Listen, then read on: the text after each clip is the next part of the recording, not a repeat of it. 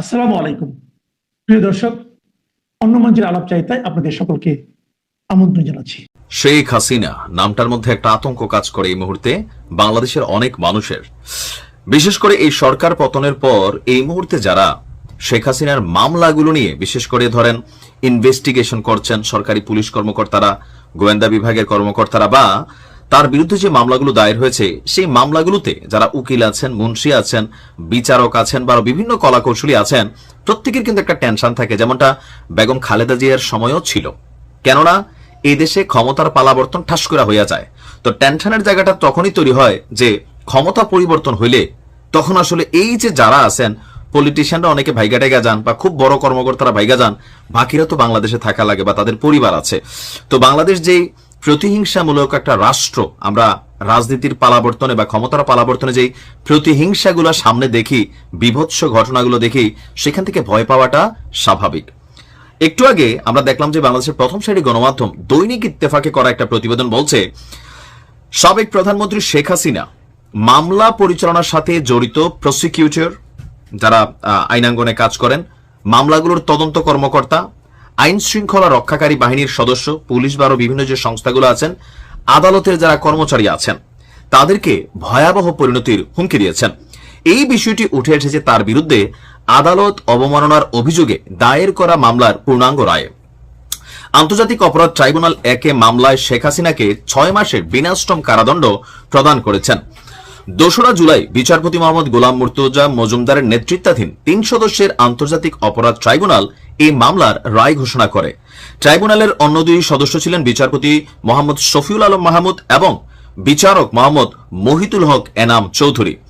এই মামলায় শেখ হাসিনার পাশাপাশি গাইবান্ধার গোবিন্দগঞ্জের আওয়ামী লীগ নেতা শাকিল আকন্দ বুলবুলকেও 2 মাসের বিনাশ্রম কারাদণ্ড প্রদান করেছে ট্রাইব্যুনাল।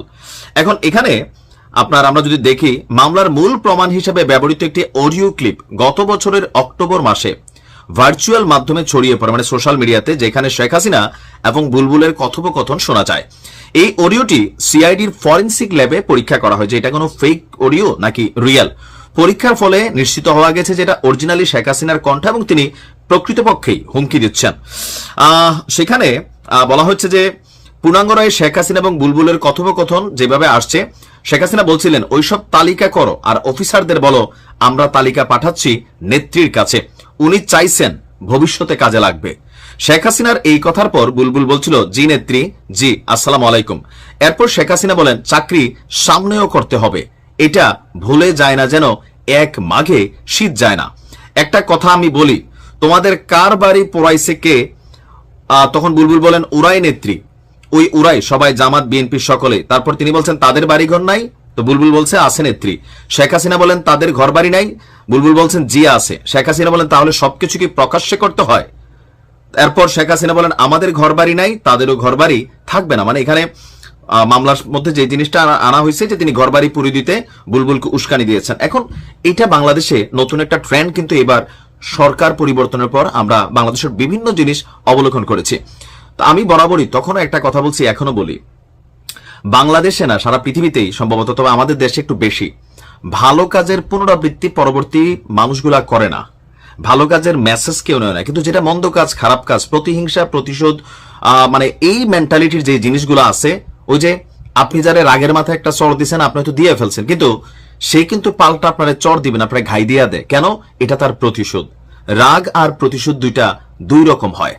তো এই মুহূর্তে শেখ হাসিনা যে বক্তব্যগুলো দিচ্ছেন, কোট আনকোট বাংলাদেশের রাজনৈতিক ইতিহাস, সংস্কৃতি, কালচার কিন্তু এটাই প্রমাণিত করে যে এই ঘটনাগুলো হয়তো আগামী দিনে ঘটবে। এখন এগুলার ইফেক্ট মামলার মধ্যে কি পড়বে?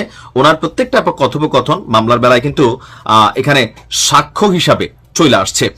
তো এখানে আপনার যতটুকু বোঝা গেছে যে হয়তো তাদের জন্য আইনি প্রোটেকশন বা আরো কোনো কিছুর ব্যবস্থা করা হবে, সময় বলে দেবে।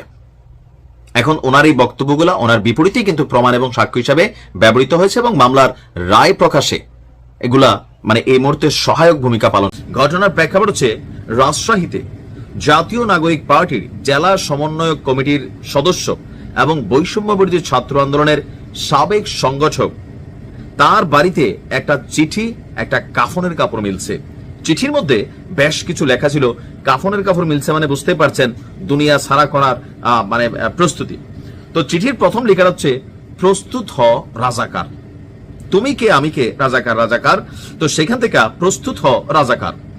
তারপর লিখছে যে আপনার বাপ মায়ের দোয়া নে, ভালো পরামর্শ দিছে যে দুনিয়া ছেড়ে চলে যাবা, বাবা মার দোয়া টোয়া নিয়ে নাও, তোদের দিন শেষ। এখন এই পরিবারে কয়জন আছে, নাকি ফুল ফ্যামিলিরে টার্গেট করছে, সেটাও একটা প্রশ্নবোধক চিহ্ন।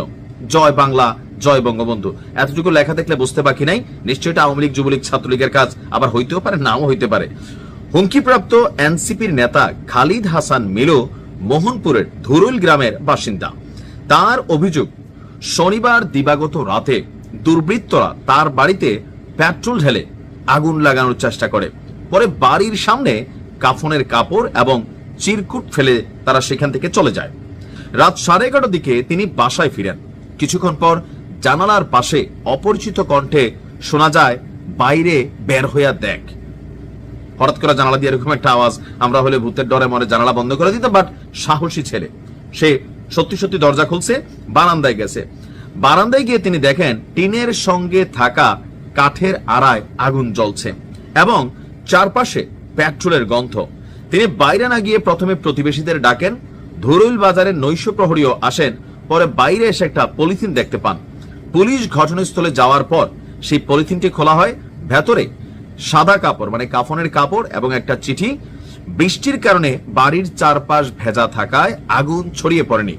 যে অংশে আগুন লেগেছিল তা নিভিয়ে ফেলা হয়, এমন হুমকি পেয়ে তিনি উদ্বিগ্ন এবং আতঙ্কিত। চিরকুটে জয় বাংলা লেখা থাকায় কারা এই ঘটনায় জড়িত তা অনুমান করা কঠিন নয়। ওই যে বললাম না, এখানে এখন বাংলাদেশে অনেক কিছুই ঘটছে। ঘটনার সত্যতা থাকতে পারে, আবার নতুন কোন ষড়যন্ত্র রচিত হইতে পারে। এনসিপি রাজশাহীর জেলা সমন্বয় কমিটির যুগ্ম সমন্বয়ক নাহিদ বলছেন, এই ধরনের ঘটনা অত্যন্ত দুঃখ এবং লজ্জাজনক। আওয়ামী সন্ত্রাসীরা এখনো আমাদের এভাবে হুমকি দিয়ে যাচ্ছে, যা প্রশাসনের ব্যর্থতার প্রমাণ। প্রশাসন যদি কার্যকর পদক্ষেপ নিত, সন্ত্রাসীরা এমন সাহস দেখাতে পারতেন না। আমরা এ বিষয়ে থানায় জিডি করব। এখন এটা কিন্তু খুবই ডিয়ারিং একটা ঘটনা, যে পুরো বাড়িতে আগুন লাগাই দেওয়ার যে প্রচেষ্টা, চিঠি, কাফনের কাপড়। এখন এই ঘটনাগুলো চোখ বন্ধ করে সবাই আওয়ামী লীগ, যুবলীগ, ছাত্রলীগ এই ঘটনাগুলোতে জড়িত, সেটাই আসলে মনে করা স্বাভাবিক। বাট বাংলাদেশে যে বললাম না, যে ঘটনার পেছনে মাঝে মাঝে নানান ঘটনা তৈরি হয়ে যায়। সো প্রশাসনের উচিত সুষ্ঠু একটা তদন্ত করা, পাশাপাশি এই সমন্বয়কে অতীতে কেউ কোনো হুমকি ধামকি দিচ্ছে কিনা, অথবা স্পেসিফিক তার বিরুদ্ধে বা তার কারো বিরুদ্ধে কোনো অভিযোগ আছে কিনা, সেইটা যাচাই বাছাই করে যে কোনো পদক্ষেপ নেওয়া উচিত। কারণ অনেক সময় ওই যে বললাম যে সব পাখি মাছ খায়, মাছ রাঙার দোষ হয়। এই মুহূর্তে বাংলাদেশের যে কোনো একজন সমন্বয়কের সাথে এমন কোনো ঘটনা ঘটা মানে পরদিনই সারা বাংলাদেশে আওয়ামী লীগের বিরুদ্ধে আরো একটা রায়ট ঘটে যাবে। এতটুকু বুঝ নিশ্চয় আওয়ামী লীগের থাকা উচিত। ঘটনা যদি জড়িত থাকেন, ভালো হইয়া যান, কপালে অনেক শনি আসবে। আর প্রকৃতপক্ষে অন্য কেউ যদি ষড়যন্ত্র করে, সেটাও একটু খতিয়ে দেখা উচিত। আমরা প্রকৃত ঘটনা জানতে